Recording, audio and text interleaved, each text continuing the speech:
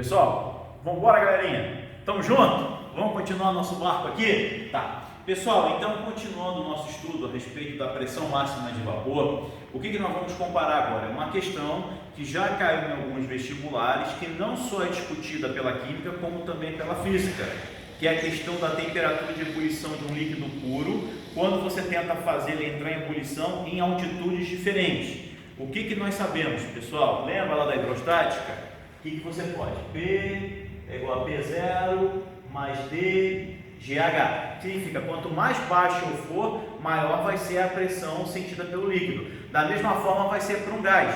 Se eu comparar, por exemplo, o que acontece quando eu quero colocar em ebulição a água pura em Curitiba e em Paranaguá, partindo de uma mesma quantidade de água, né, para a gente ter o quimacete e o ml, né, que é o calor sensível e o calor latente, lembrando que quando você faz uma mudança de fase, você lá na calorimetria que você viu na física, você vai estar falando do calor latente, mas primeiro você tem que aquecer do sensível até a temperatura de ebulição, para aí passar uma parte ou então a totalidade da massa líquida para a fase gasosa, tá? Pessoal, quando é que um líquido entra em ebulição mesmo? Quando a sua pressão máxima de vapor se iguala à pressão atmosférica local. Se eu estou falando do mesmo líquido que a água pura, a sua pressão máxima de vapor não varia. Ela, na verdade, só vai variar com a temperatura, tudo bem?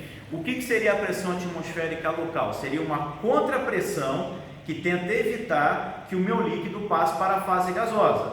Só que se nós compararmos aqui em Curitiba e em Paranaguá, a pressão atmosférica local em Paranaguá é muito maior do que em Curitiba. Não muito maior, mas digamos assim que ela é maior. Então, o que vai acontecer? Aqui em Curitiba, a oposição que o meu líquido vai enfrentar para entrar em ebulição vai ser menor do que aqui em Paranaguá. Então, aqui em Curitiba, a temperatura de ebulição vai ser menor do que em Paranaguá. Então, dessa forma, pessoal, fica mais fácil um líquido entrar em ebulição em Curitiba do que em Paranaguá. Tudo bem? Essas explicações que eu falei aqui no blá blá blá, eu coloquei aqui no quadro para vocês verem, belezinha? Caso vocês enfrentem alguma questão sobre isso.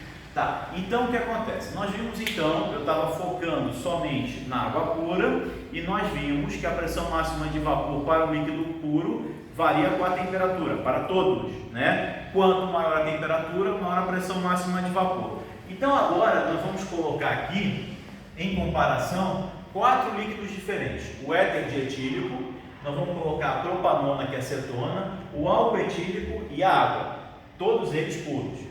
O que nós podemos notar é o seguinte, pessoal, por essas curvas aqui: se nós fixarmos aqui a temperatura de ebulição de 700 atmosferas de mercúrio, isso aqui vai ser equivalente a uma pressão de 1 atmosfera, a pressão atmosférica local. Então, como é que vai ficar o comportamento da temperatura de ebulição para cada um desses líquidos? Reparem o seguinte: a temperatura de ebulição aqui nesse gráfico, ela está aumentando da esquerda para a direita, né, à medida que eu passo os líquidos.